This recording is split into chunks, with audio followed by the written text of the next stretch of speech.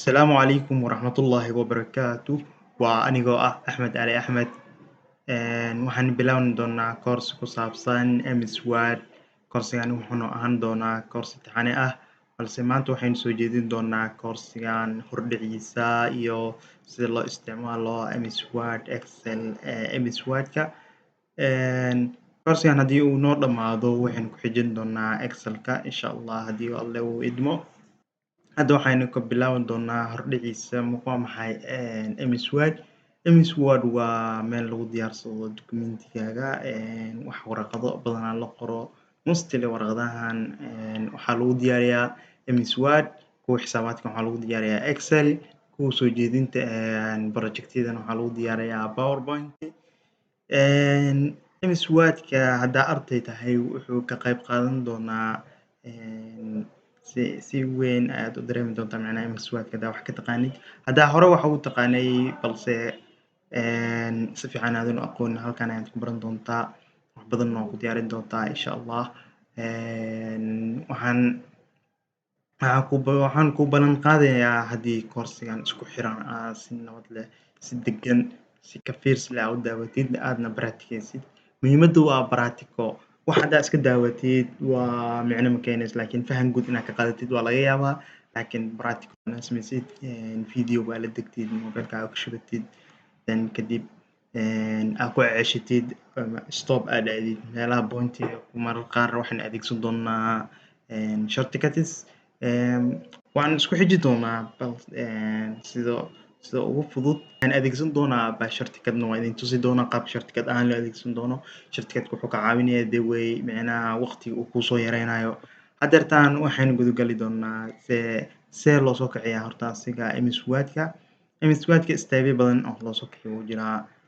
Marka ugu horeyso waxaan leenahay shaashadeena meel banaan ayaad right click ku leedahay, then kadib waxaad ku dhufanaysaa new, then waxaad raadinaysaa Microsoft Word document, Microsoft Access iyo Microsoft PowerPoint ayaa ka hooseeyo. Haddeertaan muhiimadeenu waa Word-kaas. Ugu dhufo magaca ku qor uu leeyahay. Magaceena waxaan ku qoraynaa practice baynu ku qornay, then kadib right click ayaynu leenahay, open ama double click ama adoo meeshaas ku dooran intro ku leedahay, intro ku dhihi kartaa. MS Word 2010 waaye. Zamanka micnaha waa laga tagay, professional ma ahan, laakiin zamanka waa muhiim asna. Haddaa baratay mid haddaa baratay midka kalena waa ugu fudud yahay. Qodobka ugu koowaad muhiimaddu waa inaan wax qorno, then kadib dadka mararka qaar inaan sida loo save gareey iyo sida documentiga meel u dhigan lahayd waxaa ka horeyso inaad documentigan wax ku sameyn kartid. Documentigani hadda kan waa documenti, waa sheet warqadii waaye, size ma noogu furno. Sheetkani haddaynu doonayno inaan iska xirno waxaad ku dhufanaysaa file, then kadib close ayaa leedahay. Then kadib warqad cusub sidee kusoo furtaa document markaa fulinayso waxaad ku dhufanaysaa file, then kadib new, then kadib blank document.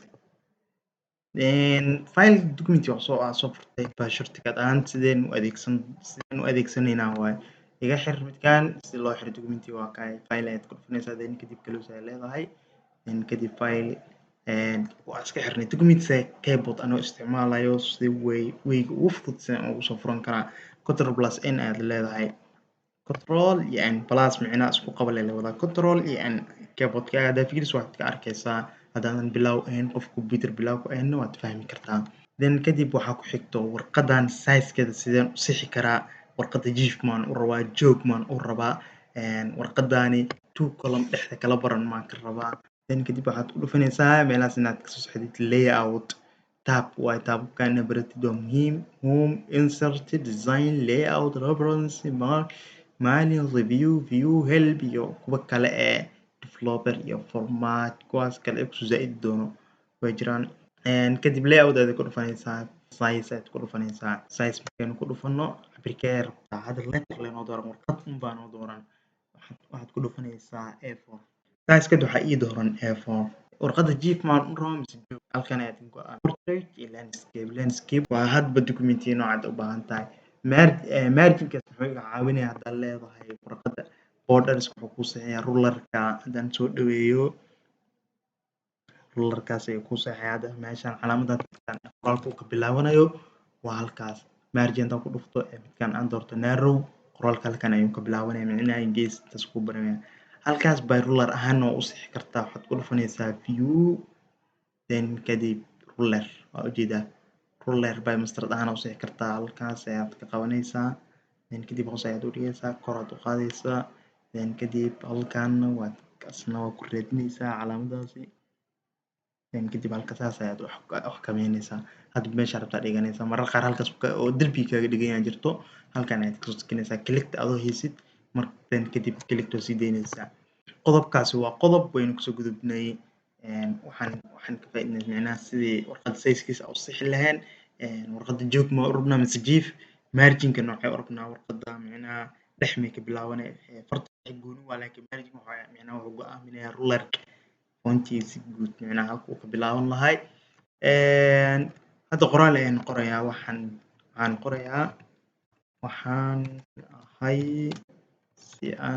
waxaan ahay arday wax ka barta internetka ama si online arday wax imadan waa inaa fartaas hadda fartan waa qoray qodobka ku xiga wuxuu noqon doonaa fartan sideen u qurxiyaa su-aasha isweydiinaysa waa saas fartan dhexda maa keeni lahay gees maan dhigi lahay farta waaweyn maan ka dhigi lahay ciwaan maan ka dhigi lahay then kadib waxaan leenahay fartan si aan u qurxino select muuska halkaas ku aadinaysaa clickta ku qabanaysaa select macnaa calaamad markaa saartid then kadib kuwan wuxuu ku go'aaminayaa dhexda ii geey gees ii geey left or right center y by keyboard sidaan u adeegsanayaa control plus L plus R control plus E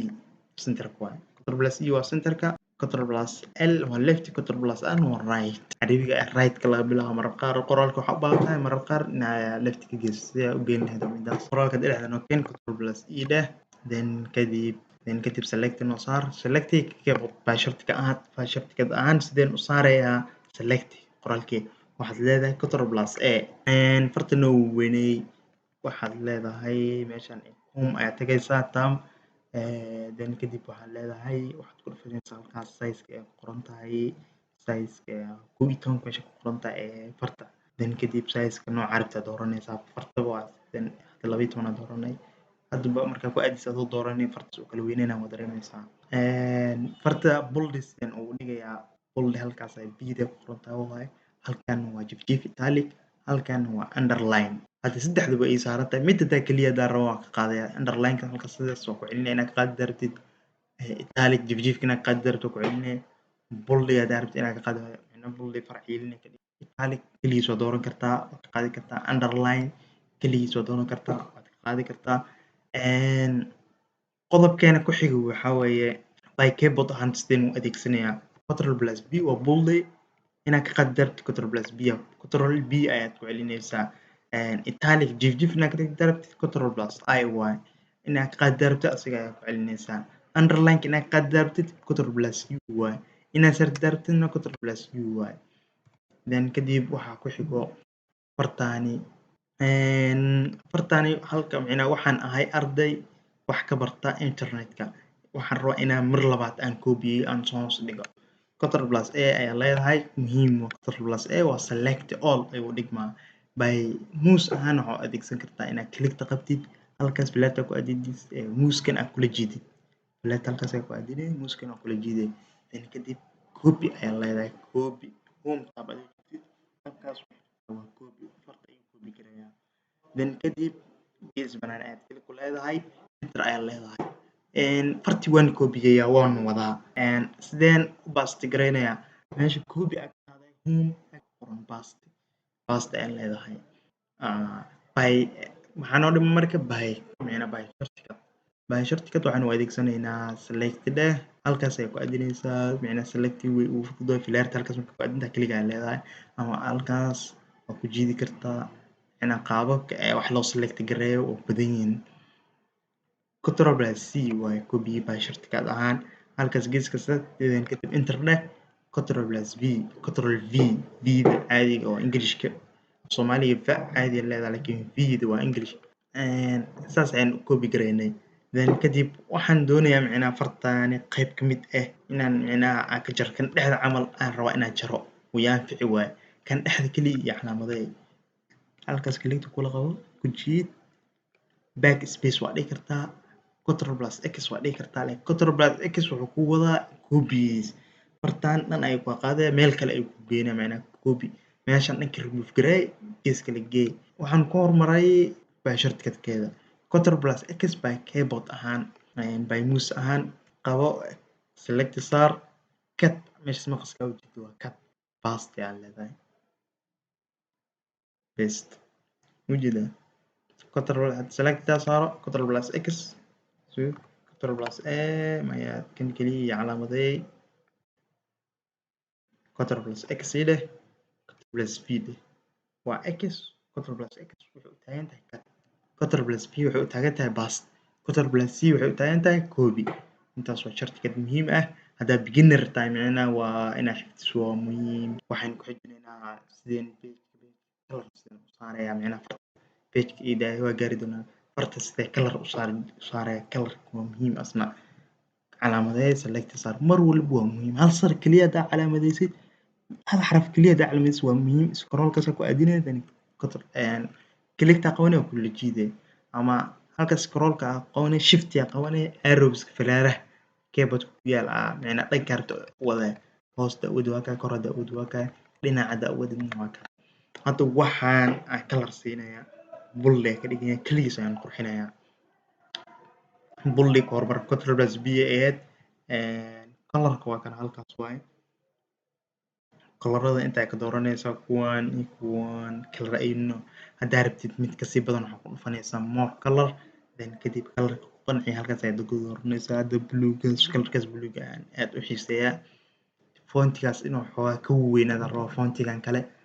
waxaad dooranaysaa halkaas micnaha fontii sidii loo weynaya haddaa halkan waa idinkaga tusay eedan iyo eedan kalena waa micnaha waa qaabkii micnaha ayagana by kala waaye adoo fontii halkaas ka dooran ayaa click kor leedahay click oo ku celinaya soo weynaana ujeedaa kan kalena click oo yareynaya waxaad isla qabanaysaa by shortcut ahaan sideen farta u weyneeyaa su-aashaas waa isweydiinaysaa u malaynaya by shortcut ahaan waxaad isla qabanaysaa Ctrl+ macnaha plus calaamad aad qabanaysa ma ahan laakiin plus isla qaba ka wadaa plus calaamadaas isla qabanaysaa marna waxaad isla qabanaysaa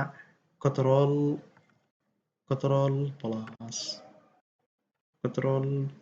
calaamadaas midna ku weyneynaysaa midna ku yareynaysaa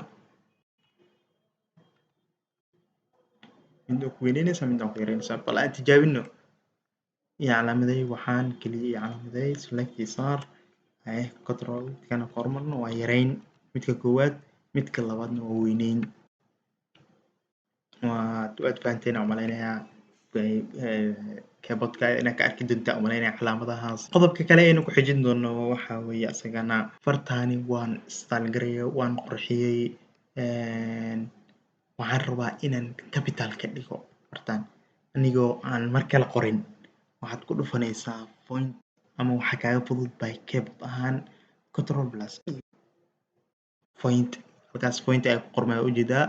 ama halkaas point ay ku qormaya farxadaas ku dhufanaysaa then kadib waxa kusoo baxayo meeshan waa small caps iyo all caps kulli iyo weynay okay aan leedahay shift+F3 adoo dhaadid shift F3 macna mar wada capital ka dhigaa mar wada small ka dhigaa marna xarafka ugu horeeya capital ka dhigaa si aad u fahantiin soo qoraya shift+F3 muska haddaa keyboardka haddaa ka fiirso aad arkaysaa cashirkaani mar hore ayaan kusoo celiyey dadka oo micnaha professionalka xoogaa way ka gudbayaan dadkaas waxaa noo balan videoyaal professional kasoo hadli doonaa haddaad doonaysid si xirfadaysan inaa wax barat micnaha dadka beginnerska si ay noola qabsadaan ayaan ugu bilaabo halkan shift F3 waxaan ku sheegnay mar small ay kaaga dhigayaa all caps ayuu kaaga dhigayaa far waaweyn marna wuxuu kaaga dhigayaa midka ugu horeeya xarafka ugu horeeya ayuu capital kaaga dhigayaa waxaan kaloo ku xijinayaa waxaan doonayaa fartaani intaan aan macnaha qurxiyey intaan kale anoo gooni u qurxinin qurxiskaan oo kale inaan siiyaan rabaa style copy ayaan sameynaya style copy waxaan sameynayaa shift control shift plus c control shift plus c waxay u dhigantaa style copy inta kale iyo calaamadeey control shift plus v asna wuxuu u dhigmaa style bounce waa tricks yar asna ku darsada macnaha adigoo hal meel qurxisay kulli sideen u qurxin lahaa haddaad isweydiisid aan qoro macnaha control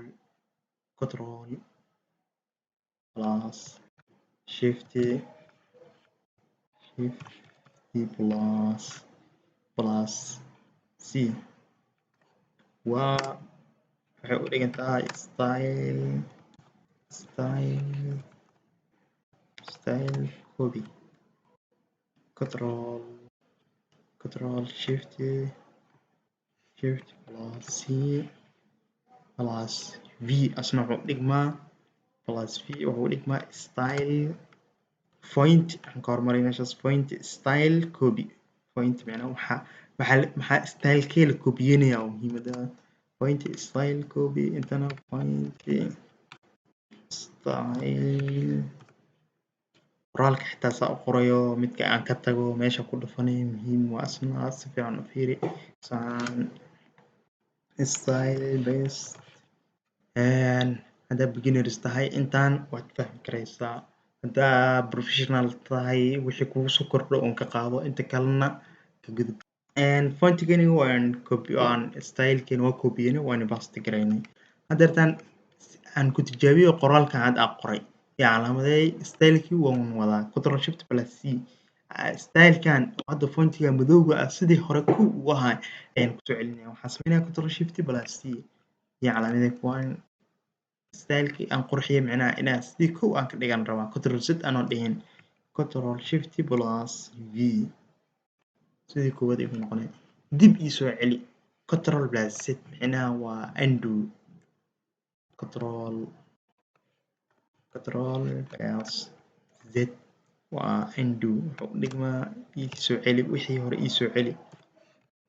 undo control plus y asna wuxuu u dhigmaa redo dib ii celi control plus z aan ku tilmaamo aan practiceeyo control plus z markaan dhaho undo micnaha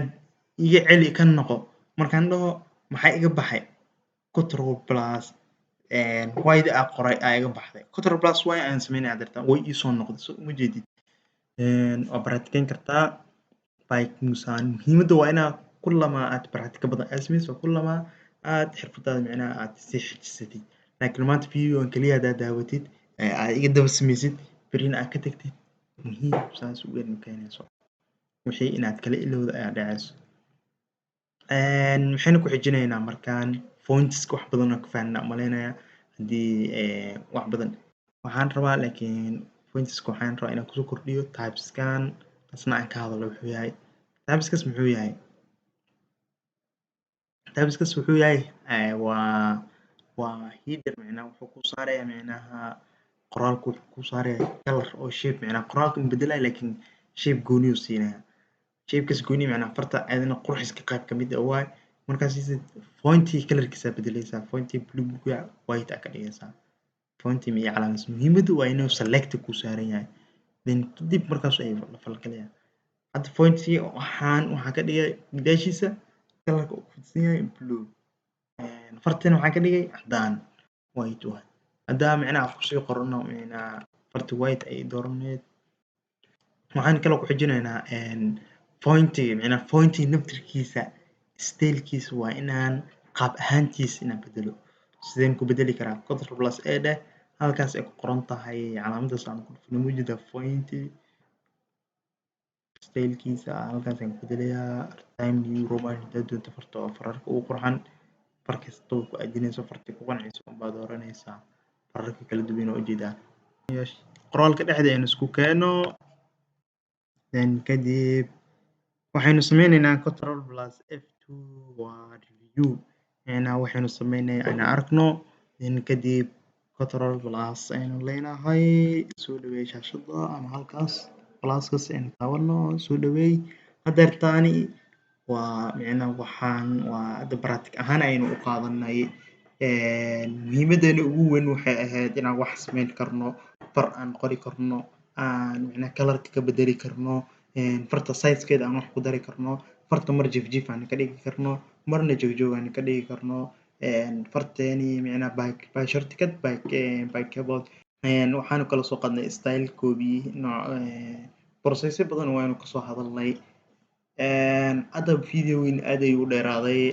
waxaa balan inoo ah inaynu soo sameyno mawduuceeni labaad cashirkan imtixaano ayuunu ahaan doonaa halkaan kuma ekeen doono hadda waxaa noo dhiman sida shapeka loo soo geliyo shapeka loo qurxiyo color loo siiyo ama shape wax lagu dhex qoro background warqadda background in loo sameeyo mid kaloo muhiim zaa'id ah ayaa jira iskuulada ee zaa'id u adeegsan tableska waaye haddaad barato waxaad noqon kartaa nin ka shaqayn kara xafiis iskuul ha ahaado xafiis waxbarasho ama wax diiwaan gelin kara waxaynu balan videoga xiga assalaamu calaykum waraxmatullaahi wabarakaatu haddii ay tahay markii kugu horeysa aad soo booqato janalkan waxaynu kaa codsanaynaa inaad nagu soo biirtid